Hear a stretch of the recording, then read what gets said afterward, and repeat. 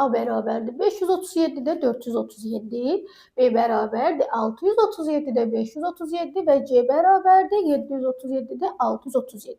Kəsirlərini bizdən müqayisə etməmizi söylüyor. Biz kəsirləri müqayisə etmək üçün öyrəndiyimiz yollar ya sürətlər bərabərləşməli və ya məxrəcləri ortaq məxrəcə gətirməliydik. Lakin baxırıq ki, burada sürətləri də bərabərləşdirmək çətindir, məxrəcləri də. Deməli, yeni bir qayda olmalıdır burada. Hansı qayda? Baxırıq ki, hər bir ifadədə məxrəclə sürətin fərqi nədir? 100. Yəni, verilmiş ifadələrin hər birində məxrəclə sürətin fərqi bir-birinə bərabərdir. Onda necə deyirik?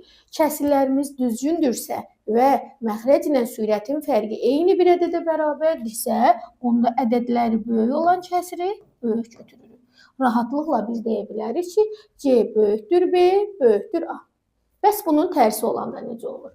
Deməli, A bərabərdir 437-də 537, B bərabərdir 537-də 637, C bərabərdir 637-də 737. Bu dəfə baxırıq ki, surətlə məxrəcin fərqi hər birində eyni bir ifadəyə bərabərdir. İndi isə necə götürürük? Kəsirlərimiz düzgün olmayan kəsir olduğu üçün ədədləri kiçik olan kəsiri, yəni A ədədini, A kəsirini böyük götürürük. A böyükdür B, böyükdür C. Qaydamız necə oldu? Kəsirlər bizə verilib. Kəsirimiz düzgün kəsirdirsə, surətlə məxrəclərin fərqi eynidirsə, ədədləri böyük olanı böyük götürürük.